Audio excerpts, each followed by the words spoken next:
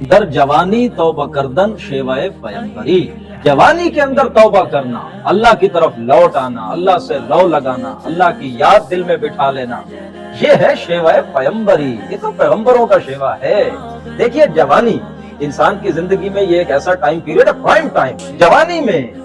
اللہ کے سامنے جھک جانا، زمین پر ماتھا ٹیک دینا، یہ ہے شیوائے پیمبری۔ جو بچے جوانی میں اللہ کے ساتھ دل لگاتے ہیں، مبارکباد کے، اگر نہ بڑھاپے میں آ کے تو وقت پیری گرگ ظالم می شبد پرہیزگار،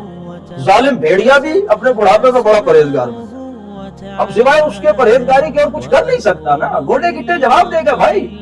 اب کہاں جائے گا چل کے،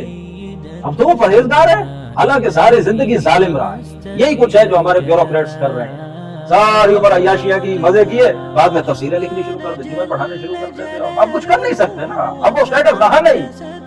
اب آپ تو ریٹائر ہو چکا، آپ کی بات کوئی نہیں پوچھتا، اب کریں دین کی خدمت۔ تو جوانی میں اللہ کے دین کو سرو کرنا، یہ وہ حدیث بھی ذہن میں رکھ لیں، اللہ نے فرمایا، اللہ کے رسول نے فرمایا صلی اللہ علیہ وسلم کہ عرش کا سایہ جن 7 لوگوں کو نصیب ہوگا، ان میں ایک وہ نوجوان ہے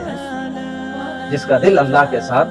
لگا ہوا ہے، یعنی جس کو ایک حسب نسب والی عورت زنا کی دعوت دیتی ہے اور وہ اسے رد کر دیتا ہے، صرف یہ کہہ کر کہ میں اللہ سے معاذ اللہ